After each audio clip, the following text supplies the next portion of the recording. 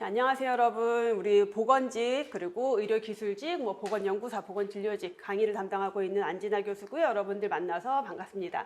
자, 오늘 첫 시간이어서 제가 오리엔테이션 먼저 진행을 하도록 할 거예요. 자, 공중보건과 보건행정을 제가 이제 강의를 담당을 하고 있어요. 그래서 이 두 과목에 대한 이제 전체 강의 커리큘럼에 대한 오리엔테이션을 진행을 할 거기 때문에 같이 좀 진행을 하도록 할게요. 그래서 우선 공중보건이랑 진행하기 전에 먼저 저에 대해서 간단하게 소개를 드릴 필요가 없겠죠. 여러분들이 다 알아보고 왔겠지. 제가 구구절절 저는 이런 사람입니다 할 필요는 없을 것 같고요. 그래서 이제 이런 사람이고 제가 어느 학교를 나왔고 어디에서 강의를 했고 사실 그게 중요한 게 아니죠. 여러분들한테 어떤 강의를 해줄 수 있는 사람이냐, 여러분들의 실력을 얼마나 빠르게 상승시켜 줄 수 있는 사람이냐라는 게 중요할 거예요. 그래서 여러분들이 아마 요즘 수험생들이 되게 이제 야무지고 똑부러져서 그냥 강의 선택 안 하고 누가 좋대더라, 광고 보고 이렇게 안 하잖아요. 다 이렇게 모티 영상이라던가 강의 영상, 샘플 강의 영상 같은 거 다 들어보셨을 거고, 그 중에서 아마 여러분들한테 가장 적합하다, 맞다라는 강의 스타일을 찾아서 오셨을 거라고 생각을 해요. 그래서 저에 대한 소개는 굳이 하지 않고 넘어갈게요. 좀 민망해. 그런 거 별로 자기 PR 잘 못하는 스타일이어서 저는 강의에 대한 얘기 위주로 좀 할게요. 우선 제 수업을 듣는 수험생들이 직렬이 굉장히 다양해요. 그래서 전공 과목임에도 불구하고 여러 분야의 직렬들이 이 공중보건이랑 보건행정을 이제 시험을 보게 되는데, 보건직 공무원들. 자, 보건직 같은 경우는 공중보건, 보건행정 두 과목이 모두 전공 과목으로 들어갈 거고요. 의료기술직 공무원 같은 경우는 공중보건만 수업을 듣게 될 거예요. 자, 보건연구사 선생님들이 이제 제 수업을 많이 듣는데, 보건연구사 같은 경우는 아마 다른 직렬 준비하시는 분들은 저건 뭐야? 라고 할 거예요. 그래서 보건연구사 같은 경우는 연구직 공무원, 그래서 이제 7급, 6급, 그 사이 정도 되는 직급이고, 거의 이제 한두 지역 빼고는 다 석사 이상 지원이 가능한 직렬이에요. 그래서 저희 보건직이나 기술직 준비하시던 분들이 제 수업 듣다가 연구사 도전해보고 싶어 해서 석사 이후에 다시 도전하시는 분들도 있긴 해요. 그래서 그런 직렬이 있어요. 그래서 보건연구사 같은 경우는 보건학이라는 게 전공 과목으로 들어가는데, 보건학이 사실 공중보건이랑 보건학이 같은 과목이거든요. 근데 조금 더 범위가 넓어서 보건행정 파트가 조금 더 들어가요. 그래서 보건행정이 이제 제가 책이 2권으로 되었는데 1권까지만, 공중보건과 보건행정 1권까지만 범위로 들어가 있습니다. 자, 보건복지부 준비하시는 분들 있을 거고요. 방역직은 이제 급수에 따라서 7급은 보건행정도 보고 9급은 이제 공중보건만 보고요. 보건진료직 같은 이건 또 뭐야 싶죠. 이거는 우리 수업 듣고 이제 공부하다 보면 나오는데, 농어촌, 그 병원도 없고 의원도 없고, 병원 한번 가려면 버스 타고 한 2시간 가야 될 그런 시골에 병원이 없잖아요. 그래서 간호사를 보건진료직 공무원으로 채용을 해서 거기에 보건진료소를 설치하고 보건진료 전담 공무원으로 채용하는 공무원 제도가 있어요. 그래서 그 직렬이 이제 보건진료직이라고 보시면 돼서 여기는 간호사만 응시가 가능한 직렬입니다. 그래서 이렇게 제 수업을 듣게 되실 거고요. 여러분들이 합격 후기는 많이 찾아보셨을 거예요. 근데 대부분 제 수업을 듣고 합격하신 선생님들이 굉장히 많죠. 그래서 우리 대방고시 학원이면 이제 합격률이 굉장히 높은 학원이기 때문에 여러분들이 아마 먼저 찾아봤을 거고, 제 수업을 듣고 많은 이제 수험생들이 합격을 하고 합격 수기를 많이 남겨주셨죠. 그래서 찾아보셨을 텐데, 공통적으로 하는 얘기가 뭐냐면 우선 믿고 가라는 거예요. 그게 여러분들, 근데 이거는 제 수업뿐만 아니라 어떤 수업이든 간에 여러분들이 선택을 했잖아요. 그러면 의심하지 마세요. 좀 안 맞더라도 맞춰가면서 믿고 공부하세요. 어차피 돈 냈잖아. 근데 만약에 한 번, 2번 들었는데 나 진짜 안 맞는 것 같아, 빨리 환불을 하세요. 왜냐하면 위약금이나 이런 거 아깝다고 시간을 낭비하지 마시고, 시간이 훨씬 더 중요하거든요. 정말 나랑 강의 스타일이 이거 너무 안 맞다, 나 이 강의 진짜 못 듣겠다, 혹 설사 그게 제 강의여도, 그렇다면은 저희 학원 같은 경우는 이런 얘기 해도 되나? 환불 되게 잘해주거든요. 깔끔하게. 정말 묻지도 않고 따지지도 않고 정확하게 딱딱딱 이렇게 해주는 되게 착한 학원이에요. 그러니까 혹시라도 그렇다라면 저는 빨리 환불을 해드려라. 왜냐하면 시간을 뺏을 수는 없거든요. 그래서 그렇지 않고 내가 이 수업을 듣기로 결정했다라고 하면은 그 수업의 내용을 믿고 공부를 하세요. 그리고 그렇게 믿고 같이 가야지, 같이 협력을 하면서 믿고 가야 합격할 가능성이 훨씬 더 높다라는 걸 좀 알고 생각을 하고 가셨으면 좋겠고, 그리고 제가 여러분들이 열심히만 따라오면은 정말 효율적으로 공부할 수 있게 도와드릴 거고, 여러분 머릿속에 다 이렇게 박히도록 만들어 드릴 거예요. 그렇게 강의를 해 드릴 겁니다. 자, 적중률 뭐 적중률은 사실 뭐 저만 높겠어요? 시험에 나오는 것들 위주로 수험서를 만들기 때문에 대부분의 수험서들이 적중률이 높은데 이제 이게 뭐가 있냐면 교재가 너무 요약되어 있다. 그러면은 적중률이 당연히 떨어질 수밖에 없고요. 그렇다고 시험에 출제된 모든 내용을 교재에 다 실어요. 그럼 적중률은 100%지. 근데 어떻게 돼요? 교재가 너무 두꺼워. 공부할 게 너무 많아. 불필요한 것까지 공부하게 돼요. 그래서 그런 부분들을 좀 효율적으로 제가 교재를 만들어 가고 있거든요. 그래서 제 교재를 여러분들이 보다 보시면 아시겠지만 내용이 조금 많긴 하지만 그렇다고 구구절절 다 들어가 있지는 않고 제가 기출문제 중에서도 한번 출제가 됐는데 아 얘는 굳이 볼 필요 없을 것 같아 버려라고 아예 그냥 얘기를 하는 문제들이 있거든요. 그런 것들은 교재에 안 났어요 아예. 그래서 그런 것들은 그냥 단원별 기출문제 풀 때 이런 문제도 나온 적이 있다. 근데 이런 문제는 어차피 어디서 나올지 모르는 거니까 이런 방식으로 요령을 섞어서 문제 푸는 방식을 알려드릴 거예요. 그런 것까지 우리가 다 공부할 수는 없고 이제 한 번 출제되고 두 번 출제됐다. 근데 이거 좀 내용이 어렵다. 그럴 경우에는 제가 심화 내용으로 넣어서 얘는 출제가 가능하니까 추가로 좀 봐둬라 이렇게 조금 이렇게 구분을 해 드릴 거고 그 와중에 이제 출제 빈도가 높은 것들은 제가 또 찝어 드릴 거예요. 그래서 적중률이 그게 제가 좀 높은 편이에요. 왜냐하면 계속해서 제가 이제 문제 경향을 파악하기 때문에 아 최신 출제 경향 요런 내용들이 나올 가능성이 높다 이런 것들을 좀 많이 가이드를 해 드릴 겁니다. 우리가 제일 중요한 게 우리가 합격이 우리는 이제 공무원 시험을 보고 합격을 해서 공무원으로 나의 직업을 공무원으로 갖고 그 이후에 나의 또 행복한 삶을 만들어 가는 게 우리의 목표잖아요. 우리의 목표는 그냥 합격이 아니에요. 합격 이후에 그 삶이 우리의 목표가 되는 거지. 그러면 합격을 위해서 여러분들이 이제 공부를 어떻게 해야 되느냐가 되게 궁금할 건데 정도는 비법은 없어요, 여러분. 이제 많은 합격 수기를 봐보면은 수험생들마다 공부하는 스타일이 다 달라요. 합격생마다 공부하는 스타일이 다 다르고, 그 다음에 수험 기간도 다 달라요. 그래서 제일 중요한 건 뭐냐면 여러분들이 자기 자신을 먼저 파악을 해야 돼요. 우리 다 공부해봤잖아. 고등학교 때도. 뭐 초등학교, 중학교, 고등학교, 초등학교, 중학교는 기억 안 난다 하더라도 고등학교 때 나는 공부를 어떻게 하는 스타일이야. 어떤 애들은 막 벼락치기 막 해가지고 다음날 시험 되게 잘 본 애들도 있고 근데 나는 벼락치기 못해 꾸준하게 하는 스타일도 있고 하루에 뭐 10시간을 꼬박 앉아서 공부하는 사람도 있고 하루에 8시간 하고 집중하되 나머지 시간을 좀 스트레스를 푸는 사람도 있고 각각의 스타일이 다르단 말이에요. 그래서 여러분들이 자기가 어떤 식으로 공부하는 스타일인지를 먼저 그래서 자기 자신을 알아야지 나에게 맞는 공부 스타일을 가져갈 거예요. 그래서 그런 것들은 여러 합격 수기를 조금 보면서 나는 이런 스타일이 나랑 좀 맞는 것 같아를 찾아가는 게 좀 더 도움이 될 거예요. 그래서 나랑 전혀 다른 성향의 공부 스타일을 따라가지 마세요. 못해. 하다가 지쳐서 떨어져 나가요. 예를 들어서 어떤 학생이 5개월 만에 합격했대. 그래 나도 그럼 5개월 만에 합격해야지라는 목표를 가지고 그 사람처럼 해. 막 일주일 내내 하루도 안 쉬고 아침에 하루에 13시간 순공부 시간을 넣어. 한 달하고 지쳐서 못할 수 있어요. 그게 나랑 안 맞는다면. 그래서 우리 합격생들이랑 되게 많이 얘기를 해보면 어떤 학생들은 그렇게 해서 3개월, 5개월 만에 단기 합격하는 학생들도 있어요, 실제로. 근데 그 학생의 스타일인 거고 어떤 학생들은 좀 더 아마 이게 조금 더 일반적이고 많을까요? 이런 수험생들이 보통 이제 1년 만에 합격하거나 한 뭐 2년 만에 합격하거나 이런 수험생들 같은 경우는 자기 시간 배분을 시간 조절을 되게 잘해요. 그래서 나는 하루에 몇 시간 공부하겠다라는 걸 정해놓고 규칙적으로 하면서 나는 일주일 내내 그렇게 못 살아. 그래서 일주일에 하루는 노는 날을 만들어놔. 그래서 죄책감 갖지 않고 놀아요. 마음껏. 그래서 스트레스를 풀고 나머지 또 6일 동안 열심히 공부하고 이런 식으로 하는 학생들이 사실 더 많아요. 그래서 이런 것들은 방법적인 거는 여러분들이 자기만의 방법을 찾아가셔야 된다라는 걸 좀 말씀을 드리고 그런 구체적으로 공부는 우리가 어떻게 해야 되냐.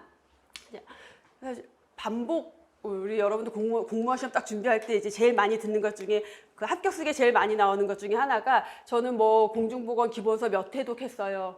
3회독 했어요. 10회독 했어요. 막 이런 얘기 나오잖아요. 왜 그렇게 회독을 많이 해요? 우리가 한 번에 이 내용을 다 알 수도 없고 불가능해요. 한 번에 안다는 것 자체가 불가능하고 그다음에 공중보건이나 보건행정이나 두 과목의 특성, 이 두 가지 과목의 특성이 뭐냐면 얘가 하나의 전공 분야라기보다는 여러 전공 과목들을 묶어서 짬뽕으로 만들어진 학문이다라고 생각을 하시면 돼요.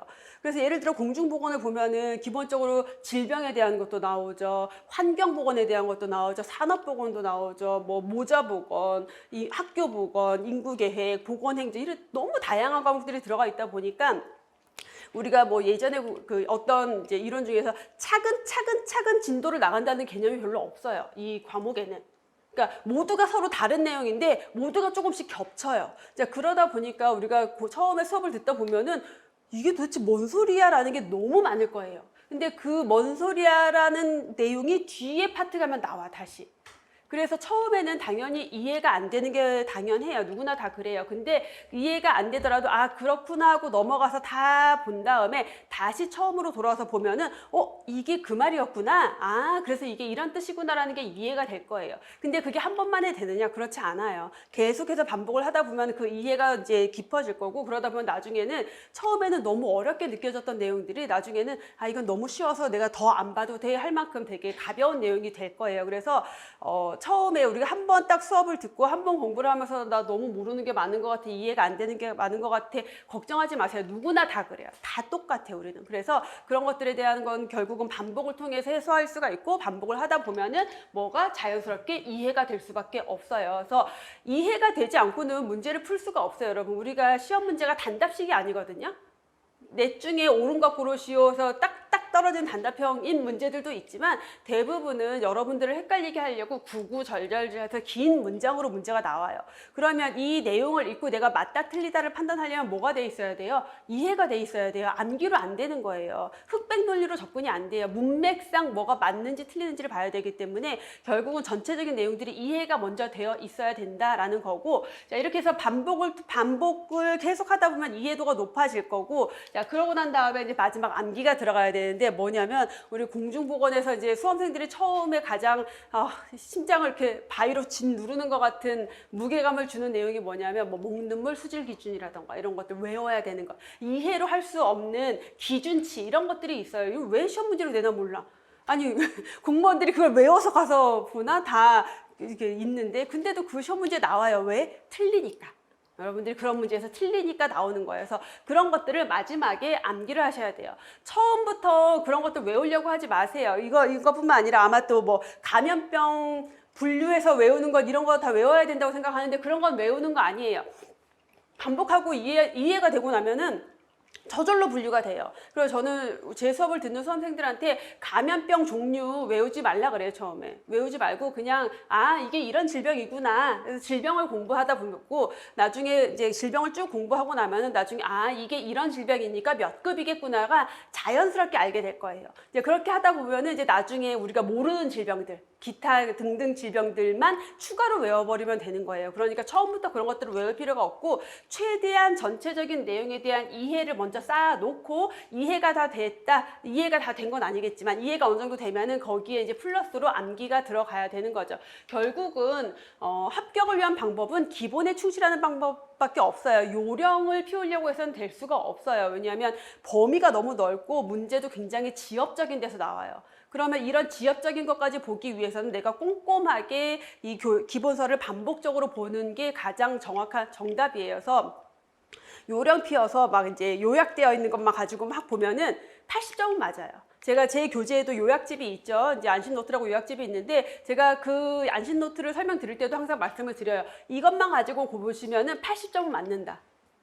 80점 맞을 수 있어. 근데 우리는 80점을 맞으면 안 돼요. 80점은 떨어지는 점수예요. 여러분들 보건직렬 수험생들이 공부를 잘해, 열심히 해. 그러니까 정말 잘해요. 그래서 다른 직렬에 비해서 합격선이 굉장히 높아요. 물론 지역마다 좀 차이가 나고 매년 해마다 차이가 나지만 보통 90점 이상인 경우가 너무 많아요. 그러면 내가 시험 보는 지역에 내가 시험 보는 해에 90점 이상이 아니라는 보장이 없어요. 대부분 높아요. 어쩌다 운 좋게 70점대 합격선이 나오는 경우도 있지만 그게 합격선이 70점인 거지. 위에 만약에 3명이 합격했어. 근데 2명은 90점, 뭐 95점인데 1명이 70몇 점이에요. 중간이 없어서. 그럴 수도 있는 거거든요. 그래서 합격선은 사실 크게 의미가 없어요. 결국은 내가 최대한 고득점을 맞아야 된다. 더군다나 우리가 보는 시험은 한 지역에 굉장히 소수 채용이잖아요. 가끔 경기도 뭐 어느 지역 같은 경우 뭐 5명 뽑는 경우도 있긴 하지만 보통은 1명 아니면 2명이란 말이에요. 그러면 나는 여기에서 1등을 해야 된다라는 생각으로 공부를 해야 되는 거고, 자 그렇게 하려면 내 목표 점수는 얼마? 100점이어야 돼요. 100점 어떻게 맞아? 100점 많이 맞아요. 우리 선생님들 시험 보고 나면은 저 공중보건 100점 맞았어요. 보건행정 100점 맞았어요. 정말 많이 저한테 얘기해 주시거든요. 그렇게 만들어 드릴 거예요. 그래서 그럼 그렇게 가기 위해서는 결국 이 기본에 가장 충실하게 공부를 해야지 지엽적인 것까지 보고 그 다음에 마지막에 이제 문제 푸는 요령까지 딱 덧붙였을 때 100점이 가능해진다라는 거죠. 그래서 우리 목표는 100점을 목표로 공부를 해야 됩니다. 그렇기 때문에 기본에 충실해야 돼요. 그래서 제 강의는 제가 여러분 사람마다 가지고 있는 재능이 다 다르잖아요. 여러분들도 각자의 다 재능을 가지고 있고, 그래서 저는 무슨 재능을 가지고 있을까를 되게 많이 생각을 해봤는데, 이제 학교 때부터 그랬어요. 제가 그러니까 남 앞에 가서 말하는 거 좋아해. 그러니까 발표하는 거 되게 좋아했었어요. 발표 손 들고 하고. 그러니까 이제 저는 강의하는 게 너무 맞는 거예요. 근데 이제 이 모든 사람들이 나만 보고 있으면 너무 기분이 좋아. 근데 여러분들이 딴짓하고 있잖아요. 그러면 그 사람은 기분이 너무 나빠. 그래서 저는 학교 강의를 할 때, 대학에서 강의할 때 되게 싫었어요. 저기 뒤에 애들 막 그룹프 말고 화장하고 있고 막 딴짓하고 있고 그게 너무 싫은 거야. 그래서 저는 이제 이렇게 여러분들 앞에서 말하는 걸 되게 좋아하는 사람인데, 그거는 그냥 좋아하는 거고, 거기에 제가 가진 재능이 뭐냐면 어려운 거 쉽게 설명하는 재능은 제가 정말 타고났어요. 타고났나? 습득된 건가? 어쨌든 제가 가지고 있는 가장 큰 재주는 어려운 걸 쉽게 설명해주는 능력이다. 그게 왜 그러냐면 여러분들의 마음을 최대한 많이 이해하려고 하기 때문에 제가 정말 그 어려운 내용도 쉽게 설명을 해드릴 거예요. 특히 이제 이게 어떤 과목, 어떤 파트에서 많이 여러분들한테 도움이 되냐면 역학이랑 보건통계가 우리 과목에 들어가 있거든요. 근데 역학이랑 보건통계는 보통 여러분들이 학교 다닐 때도 너무 싫어했어요. 역학 연구방법론. 그 다음에 보건통계, 통계학이잖아. 그러니까 여러분들이 계산도 해야 되고 막 이러니까 보통 수험생들이 역학이랑 보건통계를 너무 어려워하거든요. 근데 제가 정말 제 수업 들으면 나중에 여러분들이 따로 공부할 필요 없게 만들어 드릴 거예요. 수업 내용만 이해하면 문제 바로 풀 수 있게 만들어 드릴 거예요. 그래서 결국은 제가 굉장히 쉽게 계속해서 설명을 해 드리고, 그로 인해서 여러분들이 자연스럽게 이해가 될 수 있도록 시켜 드릴 거고, 그 다음에 매 파트가 넘어갈 때마다 결국은 이 서로 각각 다른 파트지만 내용이 조금씩 다 중복이 돼요. 앞에서 나온 내용이 뒤에 또 나오기도 하고, 뒤에서 배워야 될 내용이 앞에 단어만 나오기도 하고 그러기 때문에 그런 것들이 나올 때마다 제가 다시 한번 설명을 해드리고 다시 한번 언급을 하고 숙지를 시켜드리다 보면은 여러분들이 자연스럽게 암기해요. 대표적으로 뭐 있냐면은 우리 이제 공중보건 역사 막 이런 거 나오면은 몇 년도에 무슨 사건, 몇 년도에 누구 이런 거 외우기 너무 힘들거든요. 그냥 외우지 마세요. 나중에 저랑 기출문제 풀이 하다 보면은 저절로 외워져서 여러분들이 다 말하고 있을 거예요. 저절로. 그렇게 만들어 드릴 거예요. 자, 그리고 제가 앞에서도 말씀을 드렸지만 출제 가능한 모든 내용들을 교재에 넣되 출제가 된 적은 있지만 굳이 보지 않을 것들은 넣지 않았어요. 그래서 여러분들이 효율적으로 공부할 수 있게 하고, 심화이론이 이제 들어가 있는 게 여러분들한테 되게 큰 도움이 되는데, 심화이론 같은 경우 사실은 원래 출제가 안 되던 내용인데 의대에서 사용하는 교재에 있는 조금 깊이 있는 내용인데 그게 보건연구사 문제에 나와요. 근데 보건연구사 문제 나오잖아요. 그러면 그 다음에는 보건직이나 기술직 문제에 걔를 갖다 써요. 보통은. 그래서 그런 식으로 출제가 시작된 것들이 심화이론에 들어가 있어요. 그러면 나는 심화이론, 난 보건연구사 아니니까 심화이론 안 봐도 되겠네? 아니에요. 여기에서 얘네들을 통해서 100점으로 갈 수 있는 거여서 심화이론까지 잘 보시면은 전체 범위에 대한 공부가 가능할 거예요. 그리고 뭐 앞에서도 잠깐 설명을 드렸지만 이제 예전에 많이 출제되는 것들이 있고, 예전이나 지금이나 계속 출제되는 것들이 있고, 요즘 들어서 출제되기 시작한 애들, 근데 빈도가 높아지는 애들, 이런 것들을 수업 중에 제가 계속 짚어드리고 설명을 드릴 거니까 그게 여러분들한테 좀 마음이 도움이 될 거예요. 그래서 강의는 이렇게 진행이 되고, 자, 전체 커리큘럼 한번 정리를 해보고 가면은 이제 기본 이론, 심화이론, 단원별 기출문제, 모의고사, 그리고 파이널 특강까지 진행이 돼요. 그러면 이제 딱 한 시즌이 끝나는 거예요. 저의 한 1년이 이제 끝나는 거예요. 자, 기본 이론이 여러분들이 지금 듣고 있는 이제 시작하는 수업인데, 기본 이론 같은 경우는 정말 처음 시작하시는 분들이죠. 그래서 기본서를 바탕으로 해서 정말 낱낱이 하나도 빼지 않고 다 제가 정리를 해드릴 거예요. 그래서 뭐 이런 것까지 이거 다 보라고? 다 봐야 돼요. 가끔 컴플레인 하시는 분들이 있어요. 뭐 이런 것까지 구구절절 다 읽고 얘기해주고 자꾸 그래. 그냥 중요한 것만 정리해주지. 그러면 제 수업 듣지 마세요. 그냥 심화이론 들으시면 돼요. 심화이론은 딱 그렇게 가거든요. 그래서 기본 이론에서는 우리 교재에 있는 내용들을 정말 다 훑을 거예요. 왜? 그 모든 곳에서 시험 문제가 나올 수 있기 때문에. 근데 제가 그걸 훑어드리지 않고 여러분들 이것도 나올 수 있으니까 쉬운 내용이에요. 가서 보세요. 이러면 여러분들 봐요, 안 봐요? 잘 안 본단 말이야. 그러니까 수업 중에 저랑 같이 이제 보셔야 되는 거고, 자, 그래서 기본 이론이 8월부터 10월까지 12주 정도 대략. 대략 12주. 숨 막히지. 근데 공중보건은 12주를 채워도 조금 부족할 수 있어요. 그래서 공중보건이 보통 50강 좀 넘어가거든요. 보건행정은 조금 짧아요. 보건행정이 조금 짧고 공중보건 아마 조금 공중보건은 보강을 조금 더 해야 될 거예요. 그래서 이제 10월까지 해서 12주 동안 기본이론 수업을 하게 되고요. 그래서 여기에서 기본이론을 완벽하게 정리를 할 거고, 심화이론에서는 핵심, 그 중에서도 시험 문제 출제 빈도가 제일 높은 애들을 요약 정리를 하면서 우리가 기본서에 제가 심화 내용들이 있다라고 했어요. 그래서 그 심화 박스에 들어있는 내용들이 있는데, 그 심화 이론은 심화와 관련된 내용들은 심화 이론에서 정리를 해드릴 거예요. 왜냐하면 기본 이론을 조금 이해한 다음에 봐야지 조금 더 이해도가 높아질 수 있는 내용이에요. 자, 이렇게 해서 얘는 짧아요. 간단하게 요약 정리이기 때문에 6주 정도면은 수업이 완성이 될 거예요. 자, 그 다음 단원별 기출문제가 1월 달부터 진행이 될 거예요. 그러면 우리 보통 시험이 이제 10월까지 있잖아요. 그래서 10월까지 시험을 제가 최대한 복원을 해서 기출문제집이 나오고, 그 기출문제집 가지고 3개월, 그래서 마찬가지로 12주 동안인데, 마찬가지예요. 공중보건이 범위가 넓기 때문에 공중보건이 조금 더 길 거고 보건행정은 좀 짧을 거예요. 그래서 기출문제에서는 한 10년치 기출문제가 다 들어가 있어요. 근데 여러분들 아시겠지만 공중보건 보건행정이 거의 대부분 문제가 비공개거든요. 근데 서울시가 공개로 하고 있고 지금 2014년부터 공개를 하고 있고, 그 다음에 보건직 같은 경우는 공중보건 보건행정이 원래 비공개였다가 재작년부터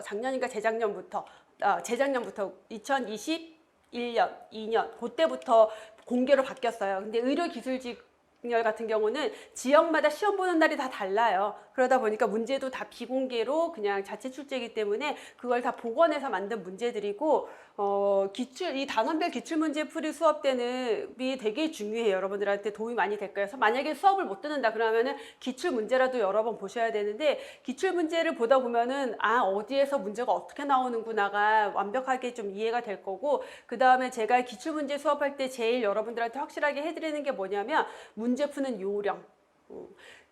똑같은 공부를 정말 열심히 해서 다 알아. 너무 잘하는데 이상하게 시험 성적이 안 나오는 사람이 있어요. 어떤 사람은 나보다 좀 모르는 것 같고 나보다 덜 공부한 것 같은데 시험 성적이 잘 나와요. 이게 왜 그러냐면 출제자의 의도를 얼마나 잘 파악했냐라는 거예요.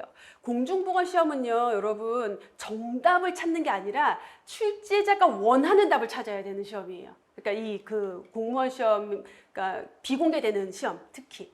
왜냐하면 다른 국어, 영어, 한국사 이런 과목들과는 다르게 공중보건이랑 보건행정은 약간 철학적인 내용도 조금 있기도 하고, 그러다 보니까 귀에 걸면 귀걸이, 코에 걸면 코걸이고, 어떤 내용에서 이게 옳은 내용이 됐는데 어떤 문제에서는 틀린 내용이 될 수도 있는 내용들이 되게 많아요. 되게 해석하기에 따라 달라질 수 있는 것들이 있어요. 그러면 뭘 발휘해야 되냐면 이 출제자가 지금 어떤 생각을 가지고 문제를 출제했을까, 이게 굉장히 중요한 포커스예요. 그래서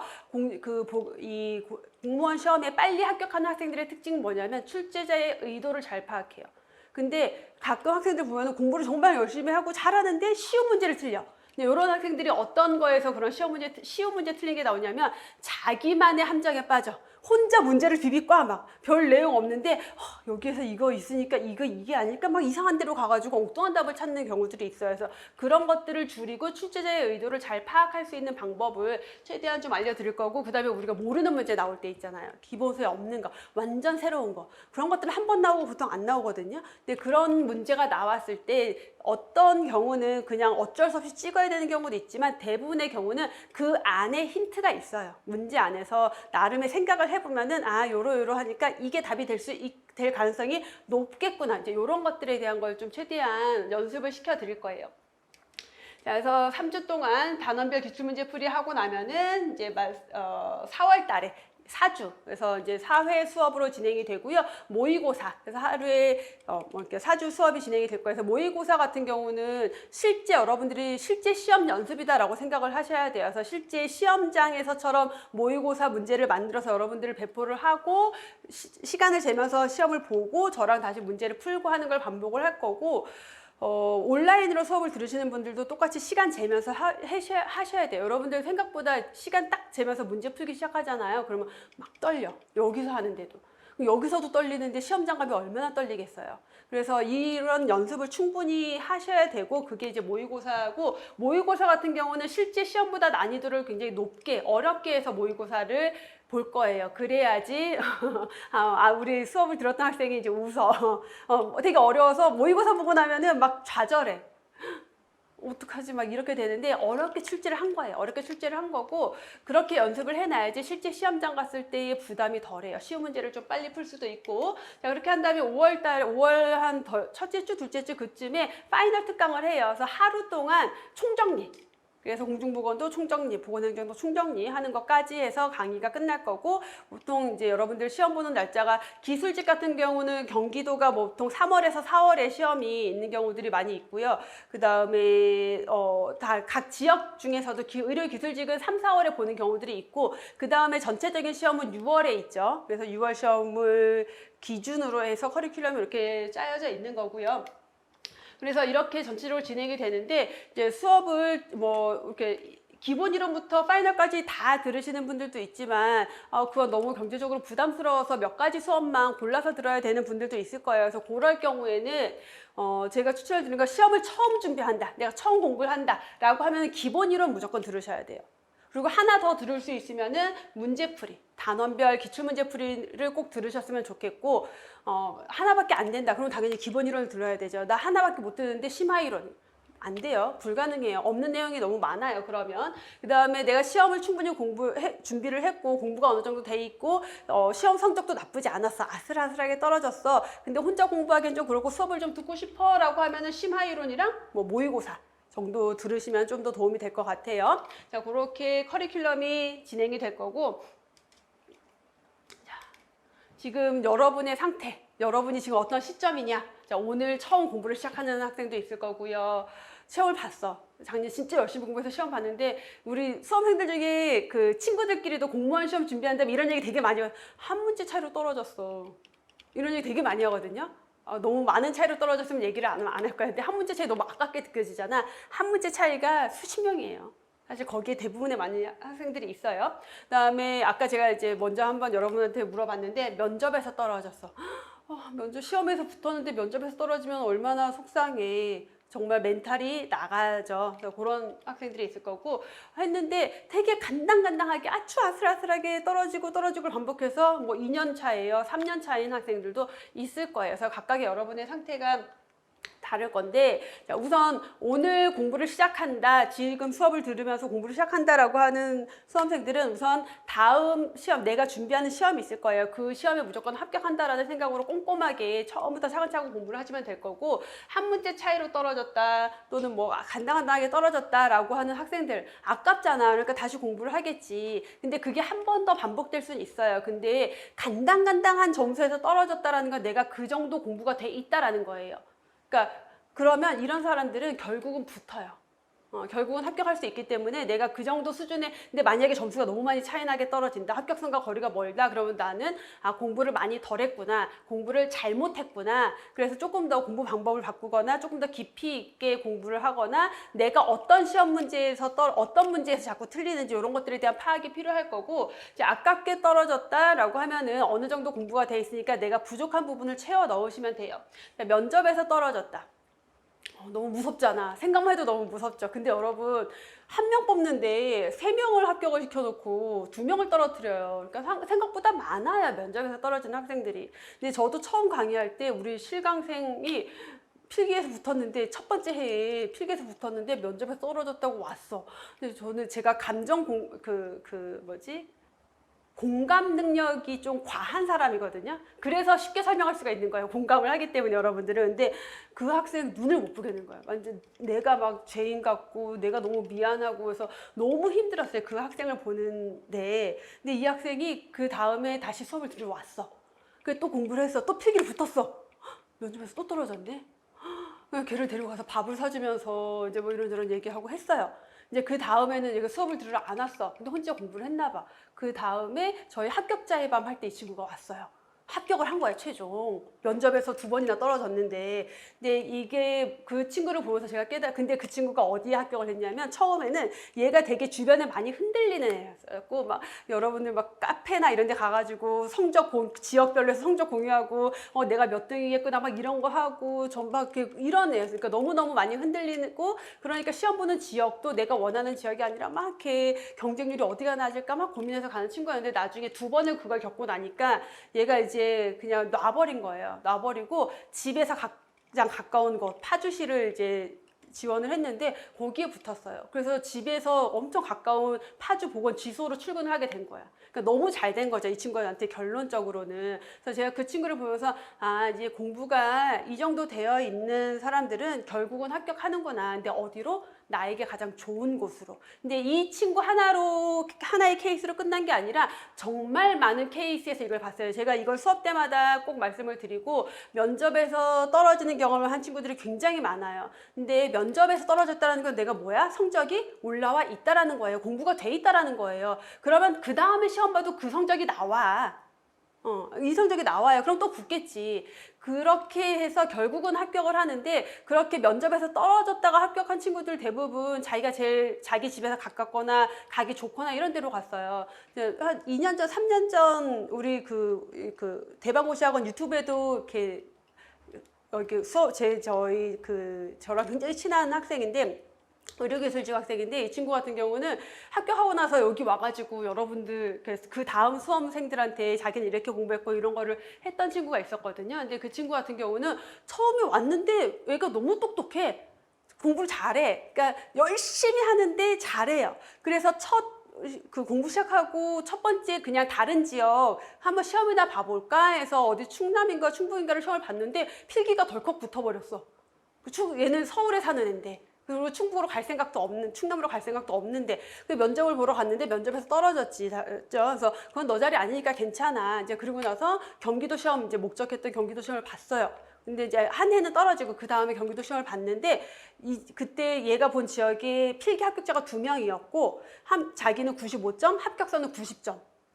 그럼 내가 고득점자잖아. 당연히 붙겠지. 근데 너무너무 괜찮은 애야, 누가 봐도. 당연히 얘가 붙어야지. 이런 생각이 들 만큼 괜찮은 학생인데, 경기도가 여러분 뭐가 있냐면 특히나 완전히 블라인딩이에요, 성적 전혀 상관없이. 보통 웬만하면 고득점자가 붙거든요. 근데 경기도 같은 경우는 고득점 전혀 관계없어요. 그냥 무조건 블라인딩으로 하는데, 얘가 이제 저한테 연락이 왔어요. 떨어졌다고. 근데 진짜 너 지금 나한테 혹시 장난치는 거니? 이렇게 물어볼 정도로. 근데 진짜 떨어진 거야, 이 친구가. 그래서 너무 마음이 아픈데 괜찮아. 이제 더 좋은 데로 갈 거야 라고 했고, 그 해 이제 그게 2월인가 3월 시험이었고, 6월에 이제 다시 마음을 잡고 서울시 시험을 봤어요. 그래서 서울시에 붙어가지고, 그 친구 집이 여기 대방 이쪽인데 거기 사당 쪽 이쪽으로 발령받아서 임용되고 아기 낳고 지금 다시 복직하고 너무 잘 하고 있어요. 근데 이 케이스가 정말 너무 많아요. 그래서 지금 수업을 들으시는 수험생들 중에서 혹시 내가 면접에서 떨어졌다, 괜찮아요. 그냥 더 좋은 데로 가려고 하는 거예요. 만약에 내가 떨어지지 않았다면, 만약에 그 친구가 처음에 그 충남인지 충북인지 어쨌든 면접에서 덜컥 붙었어. 갔을까 안 갔을까? 갔겠지. 근데 남편은 서울에 있고 자기는 하고 애기 어떻게 키우고 어떻게 할 거야. 떨어져서 너무 다행인 거예요. 제가 경기도도 붙었어. 그건 너무 집에서 멀어지고 이렇게 됐을 거예요. 근데 결국은 그 앞에 시험에서 면접에서 떨어졌기 때문에 나한테 더 좋은 지역으로 갔단 말이에요. 그래서 이게 누구에게나 발생할 수 있는 일이지만, 그런 내가 충분히 노력을 해서 이 합격선에 올라와서 합격했는데 면접에서 안 됐다? 그거는 내가 문제 있는 거 아니에요. 내가 뭐가 문제가 있나? 면접관들이 보기에 내가 뭐 부족해 보이나? 전혀 그런 생각 할 필요 없어요. 그냥 내 자리 아닌 거야. 거기 갔으면 진짜 싫었을 거야. 막 나랑 안 맞는 사람 있고 막 그랬을 거야. 그래서 다행이다. 더 좋은 데로 가자라는 마음으로 공부를 하시면 되고요. 그다음에 추가로 조금만 더 말씀을 드리고 싶은 게, 우리 수험생들 중에서 이제 저한테 많이 그 상담 오는 수험생들 중에 하나가 맘시생. 애기 키우면서 공부하는 거야. 여러분들 애기 키우면서, 애기도 막 그 2돌, 3돌짜리 애기를 키우면서 시험에 합격하는 공무원들 되게 많아요. 그러면 난 애도 안 보는데 내가 떨어지면 되겠어 안 되겠어? 안 되겠지. 그런 마음으로 공부를 하셔야 되고, 혹시나 우리 수업을 들으시는 분들 중에서 내가 아기를 키우면서 밤잠 쪼개 가면서 공부를 하고 있다. 그렇게 공부해서 합격한 수험생 많아요. 그래서 제가 이런 얘기를 해드리면은 울었대. 너무 자기도 이제 애 키우면서 공부해서 너무 힘든데 그 마음을 알아준 것 같아서 울었대. 그리고 그 친구들이 합격했다고 연락 주는 사람이 되게 많아요. 그리고 나이 많아.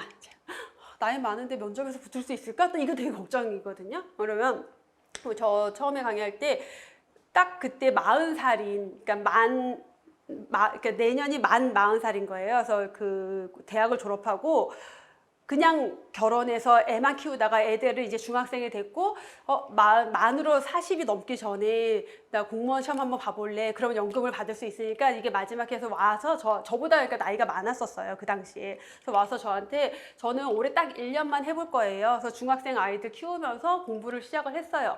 근데 당연히 대학을 졸업하고 20년이 있다가 공부를 시작한 거니까 이게 공부가 되겠어. 근데 이게 어려운데 열심히 했고, 선생님이 조금 재밌는 얘기가 있어서 조금 더 해드리면은 시험을 평택으로 봤어요. 근데 평택으로 본 이유가 뭐냐면 자기가 옛날에 평택에 살았었거든. 그 정도로 몰랐던 거야. 그러니까 살았던 데로 가야 하는지 알았던 거예요. 그거 상관없이 경기도 아무 데나 해도 되는데. 근데 시험을 보고 점수가 85점이 나왔어요. 선생님이 점수가 그래서 나 떨어졌겠구나 하고 가족들이랑 여행을 가버렸어. 괌인가 어딘가 해외여행을 갔는데 다른 친구가 그 지역의 합격선을 봤더니 선생님 점수보다 낮은 거예요. 합격선이.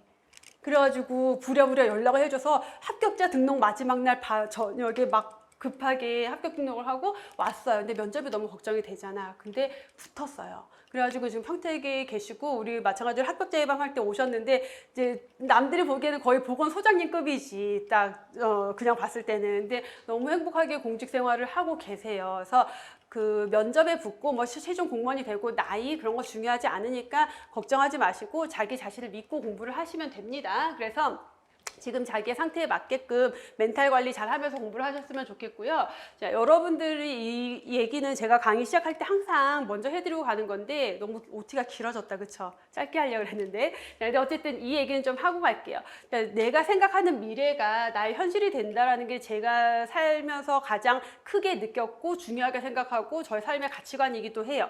이게 뭐냐면 여러분들 미래에 대한 생각을 얼마나 해요? 난 나중에 뭐 해야지? 나중에 이런 사람이랑 결혼해서 이렇게 살아야지. 나중에 뭐 이런 취미를 가져야지. 뭐 이런 것들에 대해서 얼마나 생각해요? 생각을 하는 사람도 있지만 별로 생각 안 하는 사람이 되게 많아요. 근데 되게 중요한 게 생각한 대로 가요. 그러면 생각을 어떻게 해야 되겠어? 잘해야지. 여러분 사람은요, 사람의 뇌는 부정적인 것을 생각할 수 없게 되어 있대요. 이게 무슨 얘기냐면은 자, 지금부터 여러분 절대 코끼리를 생각하지 마세요. 코끼리에 대해서 절대 생각하지 마 이러면 어떻게 돼? 계속 코끼리만 생각나는 거야. 사람은 생각하지 마는 기억 안 나고 코끼리만 생각이 나는 거예요. 그럼 내가 거기에 집중을 하고 있다는 거야. 삼신 할머니가 아기를 점지해 줄 때 어떻게 점지해 주냐면 내가 만약에 너무 이제 딸이 낳고 싶어요. 근데 아들 낳으면 어떡해? 첫째도 아들, 둘째도 아들, 셋째도 아들이야. 넷째야. 아들 낳으면 어떡하지? 이번에 아들이면 어떡하지? 아들이면 어떡하지? 그러면은 아들만 들리는 거야. 아들을 점지해 주고요. 딸 낳게 해주세요. 딸 낳게 해주세요. 딸 낳게 해주세요 하면 어떻게 돼요? 딸을 점지해 주는 거예요. 그 말은 뭐냐면 내가 어디에 집중을 하고 있냐라는 거예요. 내가 생각하는 게 나한테 오는 거예요. 그럼 여러분 떨어지면 안 되는데 떨어지면 안 되는데 떨어지면 안 되는데를 생각하면 어떻게 돼요? 안 되는 데는 없어. 떨어지면만 생각하고 있는 거야. 떨어지면 떨어져요. 그럼 뭘 생각해야 돼? 합격을 생각해야지. 근데 또 그게 생각이 잘 안 된다. 그래서 제가 뭘 생각하시라고 하냐면은 뭘 하라고 하냐면 여러분들 희망 점수를 적어두세요. 요거는 제가 대학 다닐 때 계속 장학금을 받고 대학원을 조기 졸업하는 비법이 요거였어요.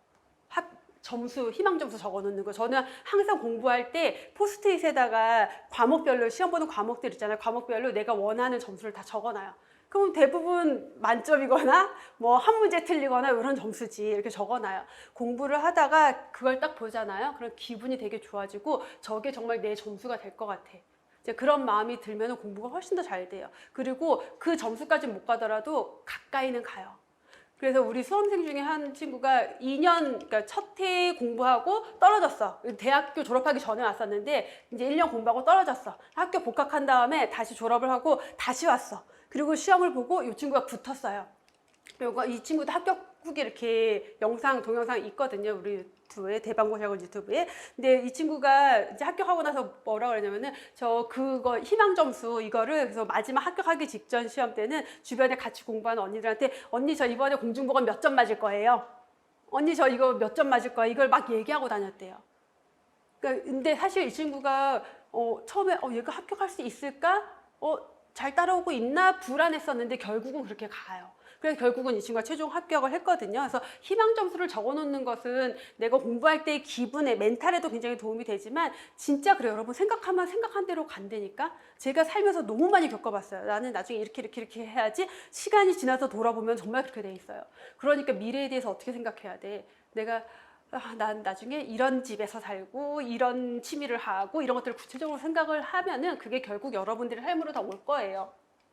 합격 수기를 미리 써보라는 얘기를 제가 많이 드리거든요. 합격 수기를 쓴다라는 거는 결국 뭐냐면 내 공부 계획을 세우는 거랑 마찬가지인 거예요. 나는 매일 몇 시부터 몇 시까지 어디에서 어떤 식으로 공부를 했고 이렇게 해서 얼마 만에 합격을 했다 라는 걸 수기로 써버리면은 그게 나의 계획이 되는 거예요.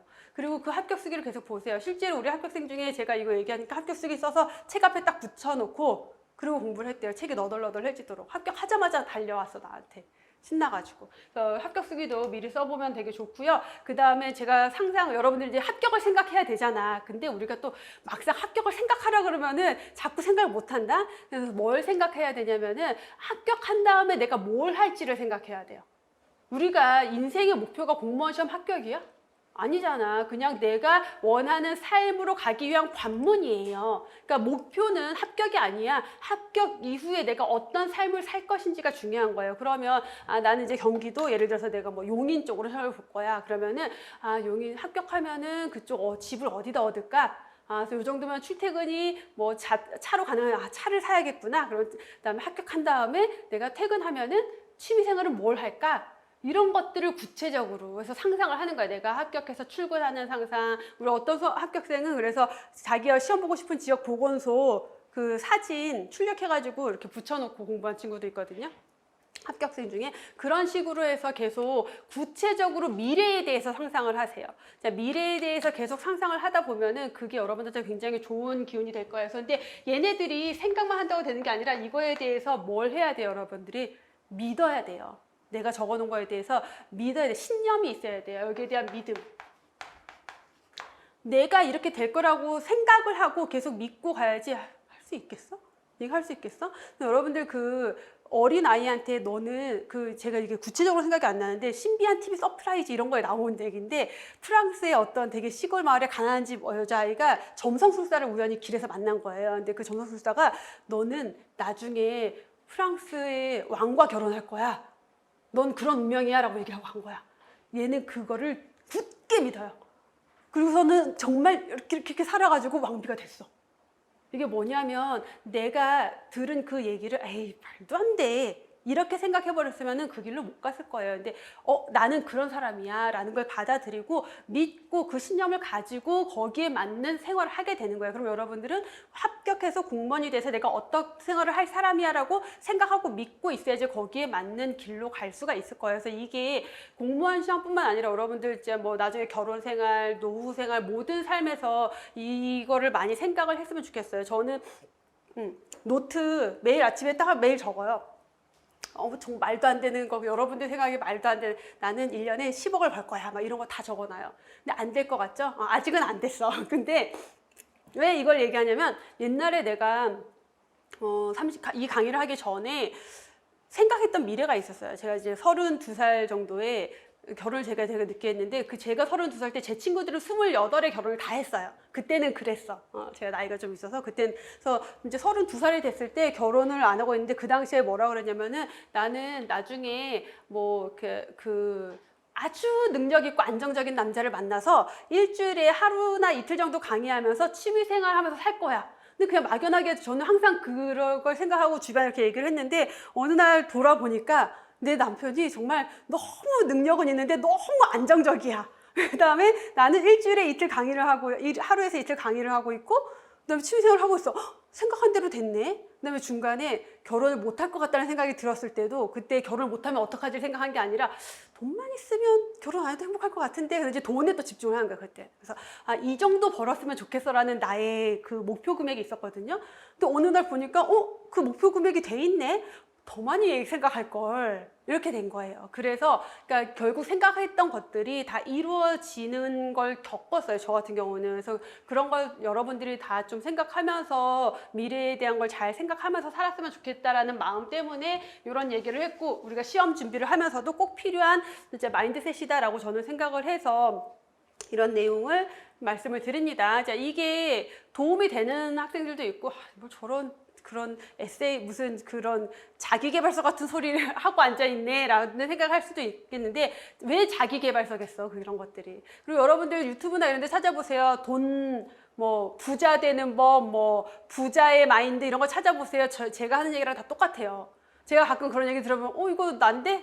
이거 난데? 그럼 나 부자 되겠는데? 제가 이렇게 생각을 하거든요. 그래서 그런 것들을 여러분들이 가지고 가면서 공부도 했으면 좋겠다라는 것. 그래서 여러분들이 제 수업과 함께 꼭 빠른 기간 안에 합격해서 합격으로 끝나는 게 아니라 공무원이 돼서 정말 행복한 삶을 살았으면 좋겠다라는 마음으로 오리엔테이션을 여기까지 하고 마치겠습니다.